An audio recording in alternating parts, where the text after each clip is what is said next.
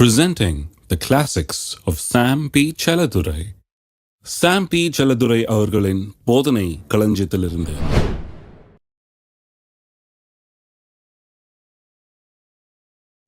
விசுவாசியின் அதிகாரம் என்பதை குறித்து போதிக்க இருக்கிறேன்.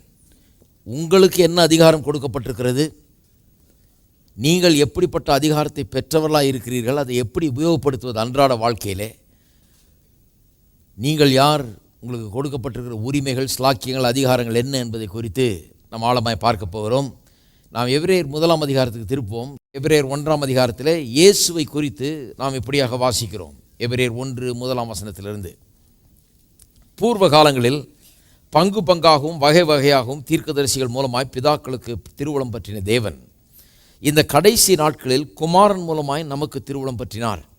இவரை சர்வத்துக்கும் சுதந்திரவாளியாக நியமித்தார். இவரை கொண்டு உலகங்களையும் உண்டாக்கினார். இவர் அவருடைய மகிமையின் பிரகாசமும் அவருடைய தன்மையின் சொரூபமாயிருந்து சர்வத்தையும் தம்முடைய வல்லமையுள்ள வசனத்தினாலே தாங்குகிறவராய் தம்மாலே தாமே நம்முடைய பாவங்களை நீக்கும் சுத்திகரிப்பை உண்டு பண்ணி உன்னதத்தில் உள்ள மகத்துவமானவருடைய வலது பாரசத்திலே உட்கார்ந்தார். இவர் தேவதூதரை பார்க்கிலும் எவ்வளவு விசேஷித்த நாமத்தை சுதந்திரித்து கொண்டாரோ அவ்வளவு அதிகமாய் அவர்களிலும் மேன்மை உள்ளவரானார். எப்படியெனில், நீர் என்னுடைய குமாரன், இன்று நான் உம்மை ஜனிப்பித்தேன் என்றும், நான் அவருக்கு பிதாவாய் இருப்பேன், அவர் எனக்கு குமாரனாய் இருப்பார் என்றும் அவர் தூதர்கள் யாருக்காவது எப்போதாயிலும் சொன்னதுண்டோ? மேலும் தமது முதற்பேரானவரை உலகத்தில் பிரவேசிக்க செய்தபோது தேவதூதர் யாவரும் அவரை தொழுது கொள்ள கடவர்கள் என்றார். தேவதூதரை குறித்தோ தம்முடைய தூதர்களை காற்றுகளாகவும் தம்முடைய ஊழியக்காரரை அக்கினி ஜுவாலைகளாகவும் செய்கிறார் என்று சொல்லியிருக்கிறது. குமாரனை நோக்கி, தேவனே, உம்முடைய சிங்காசனம் என்றென்றைக்கும் உள்ளது, உம்முடைய ராஜ்யத்தின் செங்கோல் நீதி உள்ள செங்கோலாய் இருக்கிறது. நீர் நீதியை விரும்பி அக்கிரமத்தை வெறுத்திருக்கிறீர். ஆதலால் தேவனே, உம்முடைய தேவன் உமது தோழரை பார்க்கிலும் உம்மை ஆனந்த தைலத்தினால் அபிஷேகம் பண்ணினார் என்றும், கர்த்தாவே, நீர் ஆதியில பூமியை அஸ்திவாரப்படுத்தினீர். வானங்கள் உம்முடைய கரத்தின் கிரியைகளாய் இருக்கிறது. அவைகள் அழிந்து போம், நீரோ நிலைத்திருப்பீர். அவைகளெல்லாம் வஸ்திரம் போல பழமையாய்ப்போம். ஒரு சால்வையைப் போல அவைகளை சுருட்டுவீர், அப்பொழுது மாறிப்போம். நீரோ மாறாதவராய் இருக்கிறீர். உம்முடைய ஆண்டுகள் முடிந்து போவதில்லை என்றும் சொல்லி இருக்கிறது. மேலும், நான் உம்முடைய சத்துருக்களை உமக்கு பாதபடியாக்கி போடும் வரைக்கும் நீர் என்னுடைய வலது பார்சத்தில் உட்காரும் என்று தூதர்களில் யாருக்காவது எப்போதாகிலும் அவர் சொன்னது உண்டா? ரட்சிப்பை சுதந்திரிக்க போகிறவர்கள் நிமித்தமாக ஊழியம் செய்யும்படிக்கு அவர்கள் எல்லாரும் அனுப்பப்படும் பணிவிடை ஆவிகளாக இருக்கிறார்கள் அல்லவா? இப்போ 2 அதிகாரத்தில் 5 வசனத்திலிருந்து 8 வசனம் வரை, இனி வரும் உலகத்தை குறித்து பேசுகிறோமே, அதை அவர் தூதர்களுக்கு கீழ்ப்படுத்தவில்லை. ஒரு இடத்திலே ஒருவன் சாட்சியாக, மனுஷனை நீர் நினைக்கிறதற்கும் மனுஷனுடைய குமாரனை நீர் விசாரிக்கிறதற்கும் அவன் எம்மாத்திரம்? அவனை தேவதூதர்களும் சற்று சிறியவனாக்கினீர். மகிமையினாலும் கனத்தினாலும் அவனுக்கு முடிசூட்டி உம்முடைய கரத்தின் கிரியைகள் மேல் அவனை அதிகாரியாக வைத்து சகலத்தையும் அவனுடைய பாதங்களுக்கு கீழ்ப்படுத்தினீர் என்று சொன்னான். சகலத்தையும் அவனுக்கு கீழ்ப்படுத்தினார் என்ற விஷயத்திலே அவர் அவனுக்கு கீழ்ப்படுத்தாத பொருள் ஒன்றுமில்லை. அப்படி இருந்தும் இன்னும் அவனுக்கு சகலமும் கீழ்ப்பட்டிருக்க காணோம். அருமையானவர்களே, இந்த இடத்துல ஆரம்பிக்க போகிறோம் இந்த விசுவாசியின் அதிகாரத்தை குறித்து. விசுவாசியின் அதிகாரத்தை குறித்து பேசுகிறதுக்காக நாம் ஆரம்பிக்கும் போது, ஏன் இயேசுவை குறித்து இவ்வளவு பெரிய ஒரு வேத பகுதியை வாசித்தேன் என்று நீங்கள் கேட்கலாம். எபிரேயர் 1 அதிகாரம் முழுமையாக இயேசுவை குறித்து நமக்கு சொல்லுகிற அதிகாரம். ஆனால் அங்கே சொல்லுகிற காரியத்தை பார்த்தீர்கள் என்று சொன்னால், யாரை குறித்து சொல்லுகிறது? மனிதனாய் வந்த இயேசுவை குறித்து. முற்காலங்களிலே, பூர்வ காலங்களில் பங்கு பங்காக வகை வகையாக தீர்க்கதரிசிகள் மூலமாகவும் பிதாக்களுக்கு திருவுளம் பற்றின தேவன் நம்முடைய முற்பிதாக்களோடு அப்படியெல்லாம் பேசினவர் இந்த கடைசி நாட்கள் குமாரன் மூலமாய் நம்மோடு பேசியிருக்கிறார், திருவுளம் பற்றி இருக்கிறார். இவரை சர்வத்துக்கு சுதந்திரவாளியாக்கி இருக்கிறாராம். இவர் அவருடைய மகிமையின் பிரகாசமாக இருக்கிறார். அவரை போலவே இருக்கிறார். அவர் என்னவோ அவராகவே இவர் இருக்கிறார். நம்முடைய பாவங்களை நீக்கும் சுத்திகரிப்பை உண்டு பண்ணி உன்னதத்தில் உள்ள மகத்துவமான வலது பாரசத்தில் இவர் உட்கார்ந்தார். இந்த மனிதனாய் வந்து நம்முடைய பாவங்களிலிருந்து நம்ம மீட்கும்படியாக எல்லாவற்றையும் செய்துவிட்டு பரலோகத்துக்கு சென்று திரும்ப தேவனுடைய வலது பார்சத்திலே உட்கார்ந்திருக்கிற அந்த கிறிஸ்துவை குறித்து சொல்லுகிறார். பிறகு சொல்கிறதுலாம் பார்த்தீங்கன்னா 5 வசனத்தில், எப்படியெனில், நீர் என்னுடைய குமாரன், இன்று நான் உம்மை ஜனிப்பித்தேன்லாம் சொல்லியிருக்கு இல்லையா? அதெல்லாம் தேவன் அவரை உயிரோடு எழுப்பின நாளிலே இந்த மனிதனாகிய கிறிஸ்துவை, மாம்சத்தில் வெளிப்பட்ட கிறிஸ்துவை உயிரோடு திரும்ப எழுப்பின போது என்ன சொன்னார்? அதை தான் இங்கே சொல்லியிருக்குது. நீர் என்னுடைய குமாரன், இன்று உம்மை ஜனிப்பித்தேன் என்று சொல்லி தான் எழுப்பினாராம் அவரை. அது மட்டுமல்ல, அவரை எழுப்பின அன்று அவரை குறித்து என்ன சொன்னார் என்பதையும் இங்கே வாசிக்கிறோம். குமாரனை நோக்கி, தேவனே, உம்முடைய சிங்காசனம் என்றென்றைக்கும் உள்ளது, உம்முடைய ராஜ்யத்தின் செங்கோல் நீதி உள்ள செங்கோலாய் இருக்கிறது. பாருங்க, இயேசு கிறிஸ்து மனிதனாய் வந்தார், நமக்காக இரத்தத்தை சிந்தினார் என்பது மட்டுமல்ல, இன்றைக்கும் அவர் பிதாவின் வலது பாரசத்திலே மனிதனாக உட்கார்ந்து இருக்கிறார். Is a representative man. எல்லா மனிதருக்கும் ஒரு பிரதிநிதியாக அவர் இருக்கிறார்.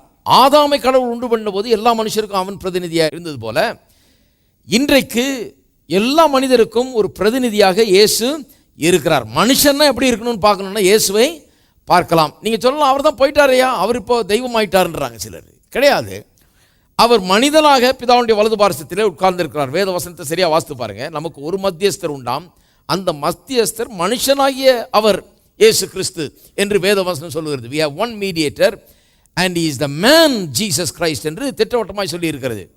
அவர் தம்முடைய மனுஷீக தன்மையை அவர் உயிரோடு எழுந்த பிறகு அதை தூக்கி எறிஞ்சிடல, அதை மறந்துடல, அதை புறக்கணித்திரல, அல்லது அதை கலற்றி போட்டு விடவில்லை. என்றைக்கு மனிதனாய் வந்தாரோ அன்றையிலிருந்து இன்றைக்கு வரைக்கும் மனிதனாகவே அவர் பிதாவுடைய வலது பாரசத்தில் வீற்றிருக்கிறார் என்று வேதவசனம் போதிக்கிறது. மனுஷனாக. ஏன்னு சொன்னால், காலாகாலமாக நாம் அவரை காண வேண்டும். அவருடைய ஆளுகை இப்பொழுது பிதாவின் வலது பாரசத்திலிருந்து நடந்து கொண்டிருக்கிறது. ஆகவே தான் அந்த வார்த்தைகள்லாம் ரொம்ப முக்கியம். வார்த்தைகளை கவனிங்க. 8ஆம் வசனத்தில் அவருடைய ராஜ்யத்தின் செங்கோல் நீதியுள்ள செங்கோலாக இருக்கிறது என்று சொல்லப்பட்டிருக்கிறது. 9ஆம் வசனத்தில் அவரை ஆனந்த தைலத்தினால் அபிஷேகம் பண்ணினார். இதெல்லாம் ராஜாக்களை பற்றி சொல்லப்படுகிற வார்த்தை. செங்கோல் யாருக்கு இருக்குது? ராஜாவுக்கு இருக்குது, ஆளுகிறவனுக்கு இருக்குது. யார் அபிஷேகம் பண்ணார்கள் அந்த காலத்தில்? ராஜாக்களை அபிஷேகம் பண்ணினார்கள். பிறகு 2ஆம் அதிகாரத்தில் 5ஆம் வசனத்தை பார்த்தீர்கள் என்று சொன்னால், கீழ்ப்படுத்துகிறதை குறித்து சொல்லப்பட்டிருக்கிறது. உலகத்தை அவர் தூதர்களுக்கு கீழ்ப்படுத்தவில்லையாம்.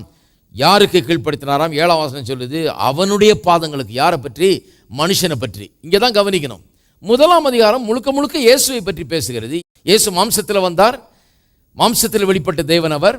அவர் நம் பாவங்களிலிருந்து நம்ம மீட்கும்படியாக எல்லாவற்றையும் உண்டு பண்ணி பிறகு வலது பாரசத்தில் பிதாவிடத்தில் உட்கார்ந்து இருக்கிறார். அவரை எழுப்பின போது தேவன் இதையெல்லாம் சொன்னார், இப்படியெல்லாம் சொன்னார், உடைய ராஜ்யம் என்னென்றைக்கும் உள்ளதெல்லாம் சொன்னார். எல்லாம் சொல்லிட்டு அவர் தேவதூதர்களை காட்டிலும் பெரியவராக இருக்கிறார். தேவதூதர்கள் எல்லாம் பார்த்து இப்படிலாம் சொன்னதில்லை தேவன், இவரை பார்த்து இப்படி சொன்னார்னு 1ஆம் அதிகாரத்தில் சொல்லிட்டு 2ஆம் அதிகாரத்தில் அப்படியே கண்டினியூவேஷன் தான் அது. 2ஆம் அதிகாரத்தில் வரும்போது அப்படியே அவரை விட்டுட்டு இப்போ மனிதனுக்கு வந்தாச்சு திடீர்னு. 5ஆம் வசனத்தில், இனி வரும் உலகத்தை குறித்து பேசுகிறோமே, அதை அவர் தூதர்களுக்கு கீழ்ப்படுத்தவில்லை. ஒரு இடத்தில் ஒருவன் சாட்சியாக, மனுஷனை நீர் நினைக்கிறதற்கும் மனுஷனுடைய குமாரனை நீர் விசாரிக்கிறதுக்கும் அவன் எம்மாத்திரம்னு சொல்லி, அவனை எப்படி மகிமையினாலும் கனத்தினாலும் அவனுக்கு முடிசூட்டி உடைய கரத்தின் கிரியைகள் மேல் அவனை, நல்லா சொல்லுங்களேன், அதுக்கு தான் வர்றேங்க, அதிகாரியாக. எல்லாம் சொல்லுங்க, அதிகாரியாக. நல்லா சொல்லுங்க, அதிகாரியாக. கர்த்தருடைய சகல கரத்தின் கிரியின் மேலும் மனுஷனை, எல்லாம் சொல்லுங்க, மனுஷனை அதிகாரியாக வைத்து. கர்த்தருடைய நோக்கத்தை இங்கே நாம் வாசிக்கிறோம். மனுஷனை எப்படி உண்டு பண்ணினாராம் கர்த்தர்? மனுஷனை எல்லா தம்முடைய கையின் பிரயாசத்துக்கு மேலேயும் ஒரு அதிகாரியாக. இங்கே இயேசுவை பற்றி பேசல, மனுஷனை பற்றி பேசி இருக்கிறது. மனுஷன் ஆதியில் அந்த அதிகாரத்தை இழந்து போனான். தனக்கு கொடுக்கப்பட்ட அதிகாரத்தை பறிகொடுத்து விட்டான் பிசாசனிடத்தில், பாவத்தில் விழுந்த போது. அந்த பிசாசனிடத்தில் அவன் பறிகொடுத்த அதிகாரத்தை திரும்ப நமக்கு மனுஷனுக்கு பெற்று தரும்படியாக, எல்லா மனிதருக்கு பெற்று தந்து எல்லா மனுஷரையும் ராஜாக்களும் ஆசாரியர்கள் ஆக்கும்படியாக, எல்லா மனுஷரையும் மேலாக்கி எல்லாத்தையும் அவர்களுக்கு கீழாக்கும்படியாக, எல்லா மனுஷரையும் தேவனுடைய சகல கிரியைகளுக்கு மேல அதிகாரிகளாக வைக்கும்படியாக தான் இயேசு இந்த உலகத்தில் வந்து கல்வாரி சிலுவையிலே மரித்தார். அப்ப நம்மை இழந்து போன அதிகாரத்தை திரும்ப நமக்கு பெற்று தந்து நம்மை மறுபடியும் அதிகாரிகளாக்கி நம்முடைய பாதங்களுக்கு கீழே எல்லாவற்றையும் வைக்கும்படியாக தான் இயேசு இந்த பூலோகத்திலே வந்தார் என்று வேதவசனம் போதிக்கிறது. இதெல்லாம் கொஞ்சம் கவனித்து பார்க்க வேண்டும். 2ஆம் அதிகாரத்தில் வந்தோடனே இயேசுவை பற்றியே பேசிட்டு இருந்து திடீர்னு இப்போ மனுஷனை பற்றி பேசுது. 1ஆம் அதிகாரத்தில் இயேசுவாகி அந்த மனுஷனை பற்றி பேசுது. அவருடைய ராஜ்யத்தின் செங்கோல் எப்படி நீதி உள்ள செங்கோலாக இருக்குன்னு பேசிட்டு அப்படியே கொண்டு இவர் மட்டுமல்ல, இவருடைய ஜாதியில் இருக்கிற மனிதர்கள் எல்லாரும், அவரைப் போல இருக்கிற எல்லா மனிதர்களும் இன்றைக்கு அவர் மூலமாய் அவருக்குள்ளாக அதிகாரிகளாக எழும்பியிருக்கிறார்கள் என்று சொல்வதற்காக தான் 2ஆம் அதிகாரத்தை நான் வாசித்தேன். இப்போ இதில் எல்லாம் பார்த்தீங்கன்னா மனுஷனை குறித்து பேசும்போது அவனை ஆளுகிறவன் என்று சொல்லப்பட்டிருக்கிறது. இப்போ இயேசுவர் ராஜான்னு சொல்லுது, அந்த ராஜாவின் கீழே பணிவிடைக்காரர்கள் இருக்கிறார்கள். அவர்களை யாருன்னு சொல்லுது? தேவ தூதர்கள்னு, இல்லையா? பாருங்க, இந்த அதிகாரத்தில் பார்த்தீங்கன்னா 1ஆம் அதிகாரத்தில் மனுஷனை பணிவிடைக்காரன் சொல்லலை, சர்வன்ஸ்னு சொல்லவே இல்லை. மனுஷருக்கு பணிவிடைக்காரர்கள் தேவதூதர்கள், அவருக்கு இந்த ராஜாவுக்கு பணிவிடைக்காரர்கள் தேவதூதர்கள். அப்ப மனுஷர் சர்வன்ஸ் கிடையாது. they are not servants of God. மனுஷர்கள் அவரோடு கூட ஆளுகிறவர்கள், அதிகாரம் செலுத்துகிறவர்களாக இருக்கிறார்கள். இதை ரொம்ப கவனிக்கணும். நாம man is spoken of as a ruler, as co-rulers with God and not as servants. அவருடைய ராஜ்யம் என்று ஒன்று இருக்கிறது, அதிலே அவர் ஆளுகிறவராக இருக்கிறார், ராஜாவாக இருக்கிறார். அவருக்கு கீழே இருந்து கொண்டு ஆண்டு கொண்டிருக்கிற ராஜாக்களாய் நாம் இருக்கிறோம். நம்மளாம் ராஜாக்களாக இருக்கிறதுனால தான் அவர் ராஜாவாக இருக்கிறார். அப்போ நல்லா கவனிங்க, மனுஷனை ஏதோ கடவுளுக்கு பணிவிடை செய்கிறவன் என்று வேதம் சொல்லவில்லை. மனுஷனுடைய நிலை என்ன என்பதை அறிந்து கொள்ள நாம் தவறிவிட்டோம் என்று நினைக்கிறேன். மனுஷன் எப்படி இருக்கிறான், மனுஷன்னா யார், அவனை எப்படி கடவுள் பார்க்கிறார், அவனை குறித்து எப்படி எண்ணுகிறார் என்பதை கொஞ்சம் யோசித்து பார்க்க வேணும். இவ்வளோ வசனங்களை வாசித்தேன், அங்கே எல்லாம் என்ன சொல்லியிருக்குது? தேவதூதர்கள் தான் பணிவிடைக்காரர். அவர் யாருக்கு பணிவிடைக்காரர்? அவருக்கு பணிவிடைக்காரர்கள், எனக்கும் பணிவிடைக்காரர்கள். அப்போ நான் யார்? அவர் கேட்டகரி, நான் அவருடைய ஜாதியை சேர்ந்தவன், அவருடைய இனத்தை சேர்ந்தவன், மனிதன் நான். இந்த மனிதன் யார்? தேவனுடைய சகல கிரியைகளுக்கு மேல் அதிகாரியாக வைக்கப்பட்டிருக்கிறவன். தேவதூதர்கள் யார்? அவர்கள்லாம் பணிவிடைக்காரர்கள். நான் பணிவிடைக்காரனா? கிடையாது. நான் சர்வெண்ட் இல்லை. அந்த சர்வெண்ட்ன்ற வார்த்தையே வாயிலிருந்து எடுத்துருங்க. நான் என்னங்க கடவுளுடைய சர்வெண்ட் தானே? இல்லை, நீங்கள் கடவுளுடைய சர்வெண்ட் இல்லை, நீங்கள் கடவுளோடு சேர்ந்து ஆள்ற ராஜா. ஆமென். இருக்கீங்களா? சிலருக்கெல்லாம் விளங்கிடுச்சு. இப்போ இவ்வளவு வசனங்களை வாசித்தேன், இங்கே மனுஷனை சர்வெண்ட்னே சொல்லலை, மனுஷனை பணிவிடைக்காரன்னு சொல்லலை. நாம் அங்கே பணிவிடை செய்கிறதுக்காக இல்லை, நாம் அவரோடு சேர்ந்து அதிகாரம் செலுத்தும்படியாக, ஆளுகை செய்யும்படியாக இருக்கிறோம் என்று வேதவசனம் இங்கே போதிக்கிறது. இதை உறுதிப்படுத்துவதற்கு இன்னும் சில வசனங்களை காண்பிக்கிறேன். எபேசியர் 2ஆம் அதிகாரத்துக்கு திருப்புவோம். 2ஆம் அதிகாரம் 4ஆம் வசனம். தேவனோ இரக்கத்தில் ஐஸ்வர்யம் உள்ளவராய் நம்மில் அன்பு கூர்ந்த தம்முடைய மிகுந்த அன்பினாலே அக்கிரமங்களில் மரித்தவர்களாயிருந்த நம்மை கிறிஸ்துவுடனே கூட உயிர்ப்பித்தார், கிருபையினாலே ரட்சிக்கப்பட்டீர்கள்.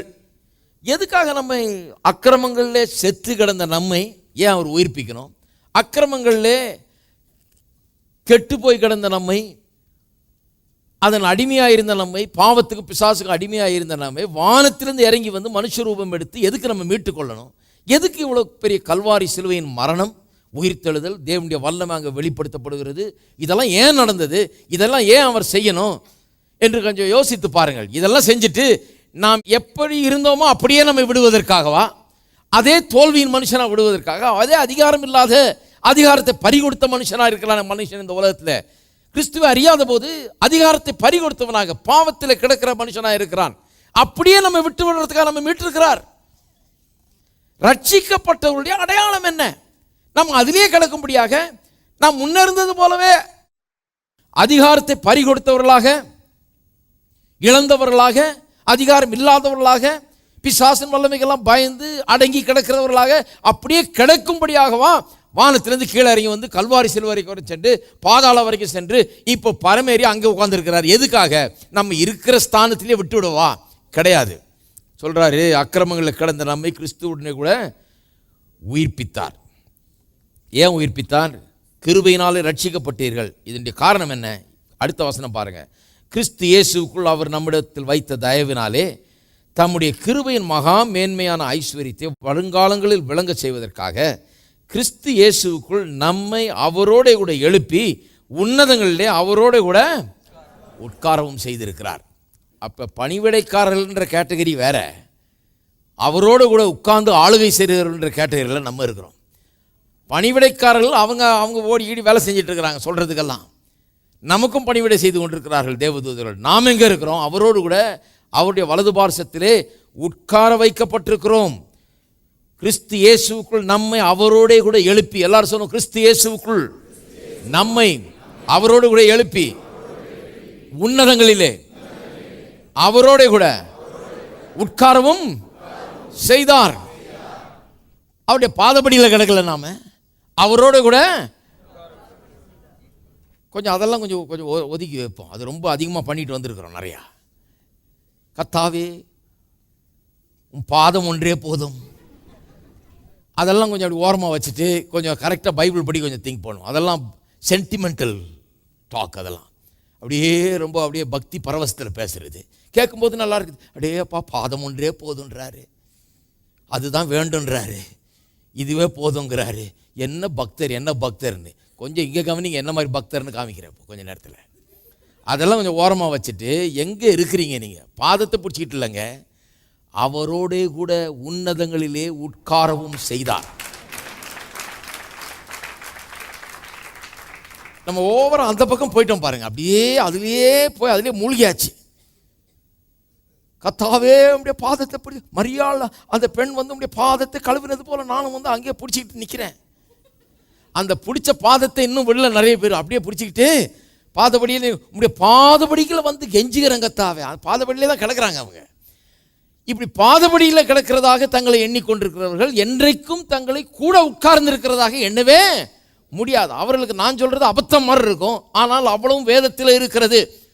நீங்க எபிரேயர் 1ஆம் அதிகாரம் முழுவதையும் வாசித்து பார்த்தா இயேசுவை குறித்து அப்படி சொல்லிட்டு 2ஆம் அதிகாரத்தில் நம்ம குறித்து அப்படி சொல்லுகிறது, நம்ம அதிகாரிகளாக வைத்தார்னு சொல்லி. எபேசியர் 2ஆம் அதிகாரத்தில் நம்ம ரட்சித்ததற்கு காரண காரியங்கள் சொல்லும்போது சொல்லுகிறது, அவரோடு கூட நம்மை எழுப்பி உயிர்ப்பித்து எழுப்பி அவரோடு கூட உன்னதங்களிலே உட்காரவும் செய்திருக்கிறார். சொல்லும் போதே எனக்கெல்லாம் புல்லரிக்குது. உட்காரவும் செய்திருக்கிறார். இந்த வாழ்க்கையில் நான் கற்றுக்கொண்ட மிகப்பெரிய சத்தியம், நான் அவருடைய பாதபடியில் கிடக்கல, நான் அவருடைய வேலைக்காரன் அல்ல, நான் அவருடைய பணிவிடைக்காரன் அல்ல, நான் ஏதோ அவரை தொழுது கொள்கிறவன் அல்ல, அவரோடு கூட உட்கார்ந்து கொண்டு அவரோடு கூட ஆண்டு கொண்டிருக்கிறவன். அவர் எனக்கு ஆண்டவர் தான் உண்மைதான், ஆனால் அவரோடு கூட உட்கார்ந்து அவரோடு கூட ஆளுகை செலுத்தி கொண்டிருக்கிறவன் நான். இதைத்தான் வேதவசனம் போதிக்கிறது. கொஞ்சம் யோசித்து பாருங்கள். அப்ப கர்த்தர் நம்ம எப்படி பார்க்கிறார்? நம்ம அவரோடு கூட ஆளுகை செய்கிறவர்களா, அவருடைய பார்ட்னராக, அவருடைய கோவர்க்கராக அவரோடு கூட சேர்ந்து இந்த வானத்தையும் பூமியிலும் அதிகாரத்தை செலுத்துகிறவர்களாக நம்மை பார்க்கிறார். அவர் அங்கே நின்று அதிகாரி மாதிரி அதிகாரம் செலுத்திட்டு இருக்கிறார். அவர் சொல்றாரு, நீங்கள்லாம் என்னோட கூட எங்களை வேலை செய்கிற அதிகாரிகள், நான் ராஜாதி ராஜாவாக இருக்கேன், நீங்கள் ராஜாக்களாக இருக்கிறீர்கள், அதிகாரம் செலுத்துகிறவர்களாக இருக்கிறீர்கள். சரி,